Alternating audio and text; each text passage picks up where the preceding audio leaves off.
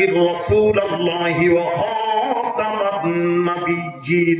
এই 30 পারা কোরআনে 4 জায়গায় নবীজির নাম আল্লাহ ধরলেন। প্রশ্ন কেন ধরলেন?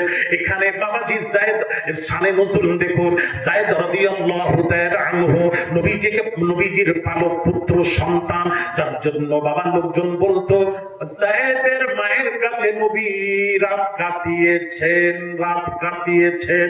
তোহমত আল্লাহ সহ্য হলো না, সঙ্গে সঙ্গে আয়াত নাযিল হলো, মা কানা মুহাম্মাদুন আবা আহাদিম মির রিজালিকুম। মুহাম্মদকে তোমরা মুহাম্মদ কারুর কোন পুরুষের পিতা নন। আজ থেকে মুহাম্মদকে পিতা বলবে না। লাকির রাসূলুল্লাহ, তিনি হলেন আল্লাহর রাসূল, ওয়া খাতামান নাবিয়্যিন, তিনি হলেন শেষ নবী। এই জন্য নাম ধরলেন। মুহাম্মদ কোন পুরুষের পিতা নন, আর পিতা বলা যাবে না। তাহলে যে স্রষ্টা খালিক সবকিছু পারেন, তারপর নবীর নাম ধরেননি। আল্লাহ পাক ধরেননি বাবাজি, আল্লাহ নিজে নাম ধরেননি। আর আপনি বাবা আল্লাহ যাকে সম্মান দিয়ে ডাকছেন, সম্বোধন করছেন। আল্লাহ কোরআনে বলেছেন অন্য নবীর উম্মতেরা নিজের নবীর নাম ধরে ডাকতো, আর উম্মতে মুহাম্মাদিরা নবীর নাম ধরে ডাকা শুরু করলো। ওহী নাযিল হলো, লা তাজআলু দুআ আর-রাসূলি বাইনাকুম কাদুআই বা'দিকুম বা'দা। এক অপরকে যেভাবে নাম ধরে ডাকো, নবী মুহাম্মদুর রাসূলুল্লাহ নাম ধরে ডাকবে না। আমি আল্লাহ ডাকি নাই, তোমরাও ডাকবে না। কোরআনে আল্লাহ পাক বলেছেন, ওয়ালা তাজহারু লাহু বিল কওলি কাজহারি বা'দিকুম লিবা'দিন। এক অপরকে যেভাবে সম্বোধন করো, ভাই ভাইকে ডাকে এই ভাই আয়, চাচা ভাতিজাকে ডাকে ভাতিজা আয়, ভাইয়ের আমার বাবা ছিল,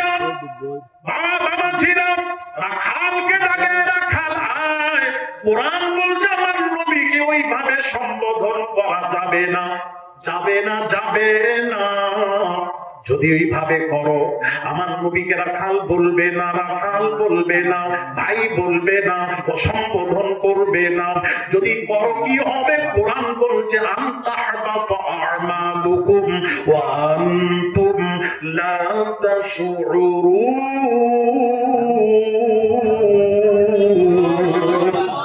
তাহলে আমি তোদের সব আমল পণ্ড বরবাদ করে দেব। ওয়া আনতুম লা তাশউরুন, তোরা টেরও পাবি না, বুঝতেও পারবি না আমাদের আমল কিভাবে শেষ হয়ে গেল।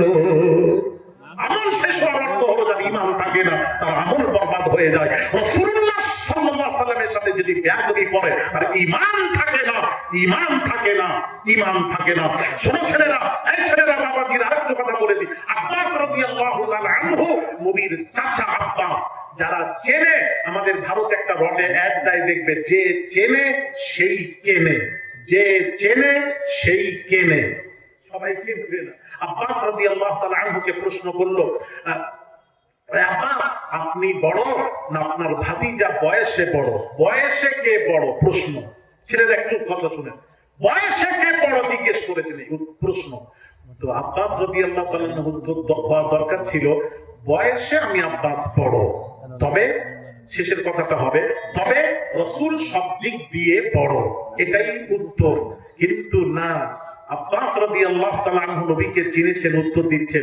উত্তরটা শুনেন, হুয়া আকবারু মিন্নি, বড় তো রাসূল। সুবহানাল্লাহ।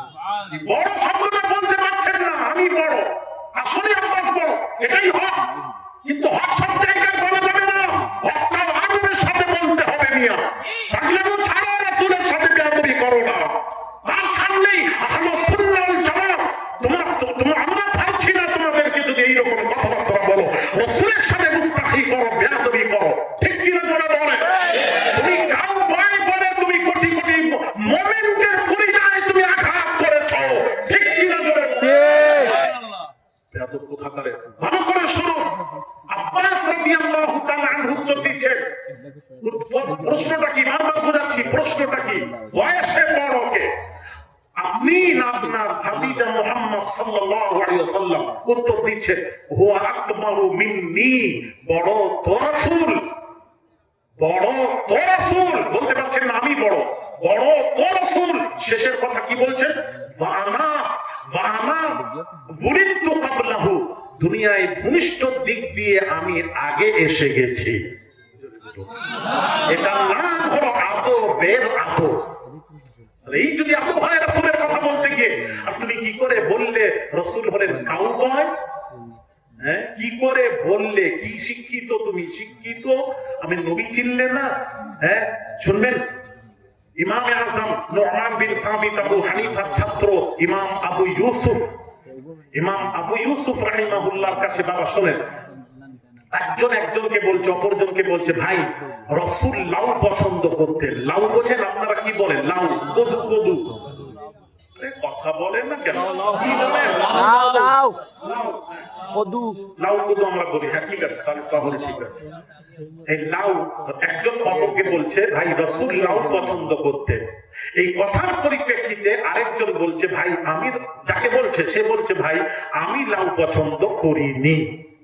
এইটুকু কথা হয়েছে। এইটুকু কথার মধ্যে কি বুঝতা কি পেলেন? যার রাডারে ধরা পড়লো সে পেয়ে গেছেন। কে?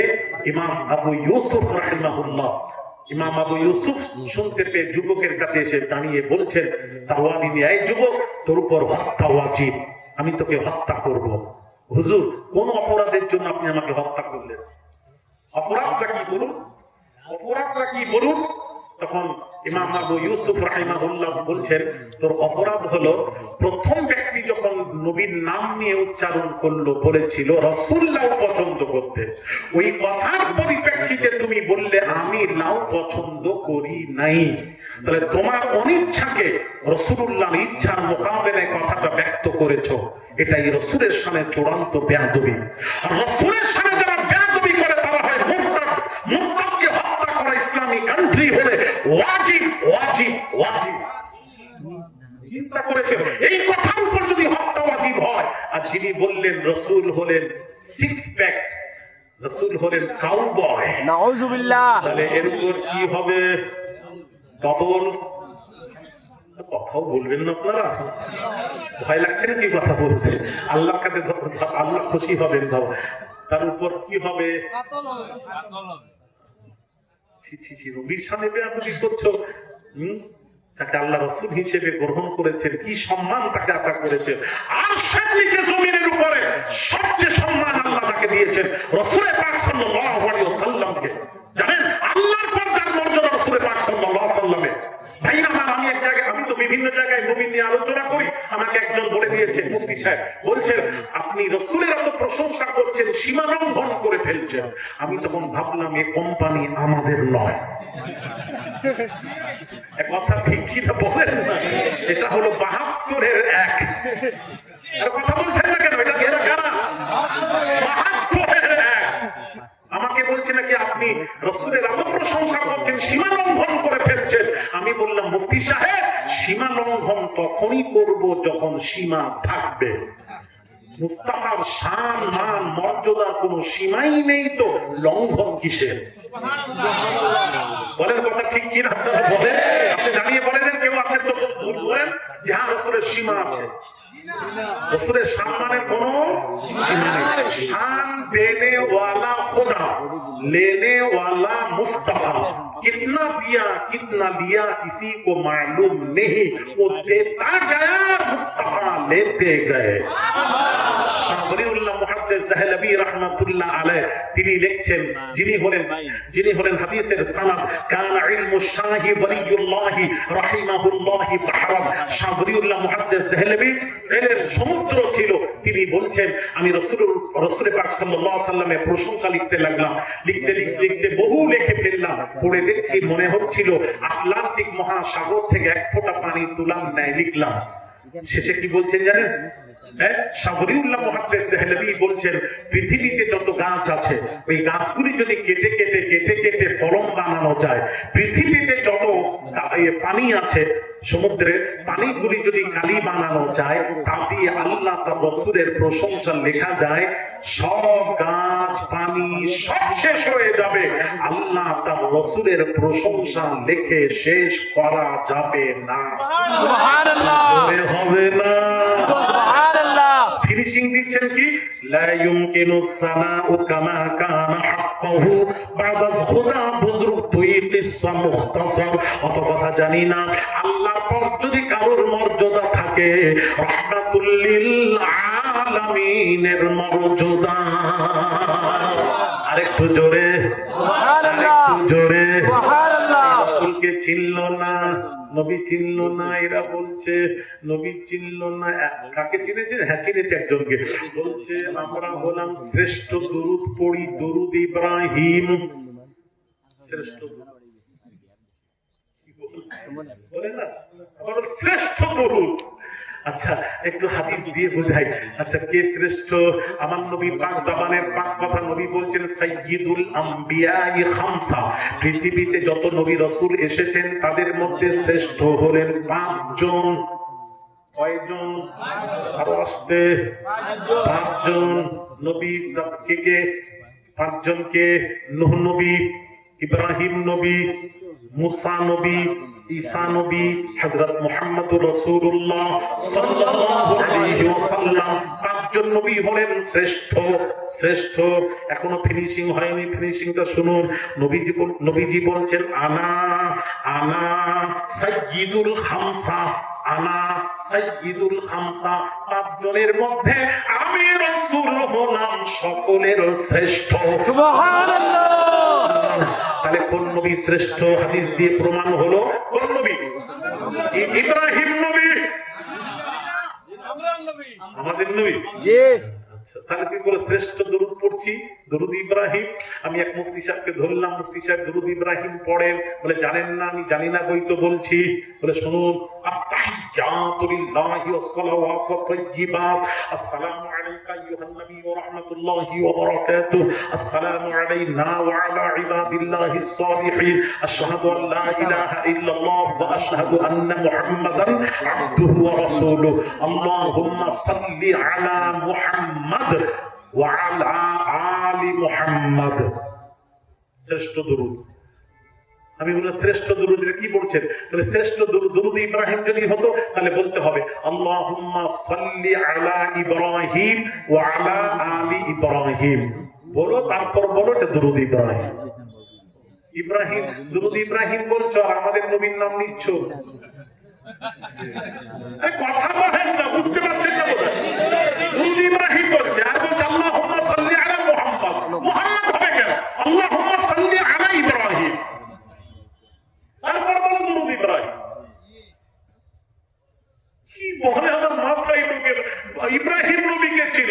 আর কিয়ামতের দিন আপনারা শুনেননি ওলামাদের মুখে, সব উম্মতেরা যখন আদম নবীর কাছে যাবে, আদম নবী বলবেন আমি পারবো না, পারবো না, যা পারবো না, আমি তোদের সুপারিশ করতে পারবো না, যা চলে যা। নূহ নবীর কাছে যাবে, নূহ নবী বলবেন পারবো না। মুসার কাছে যাবে, পারবো না। ঈসার কাছে যাবে, পারবো না।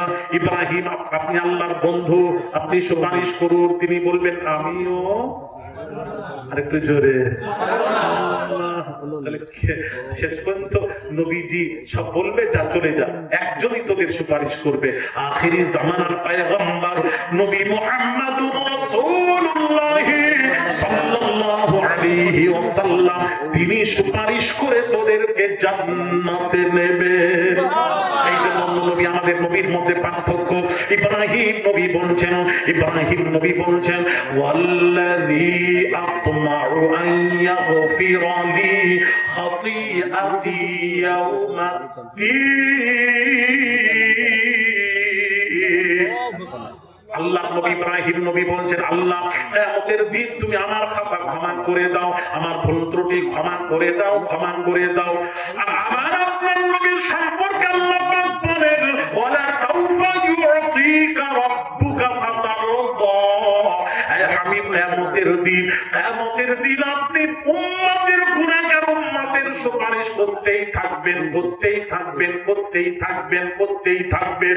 আর আমি আল্লাহ আপনার সুপারিশ মঞ্জুর করো তো আপনার গুনাহগার উম্মতগুলিকে ক্ষমা করতেই থাকবো, করতেই থাকবো, করতেই থাকবো, যতক্ষণ আপনি বলবেন আল্লাহ আমি রাজি খুশি হয়ে গেছি, এই কথা শোনা না পর্যন্ত আমি আল্লাহ আপনার গুনাহগার উম্মতগুলিকে ক্ষমা করতেই থাকবো, করতেই থাকবো।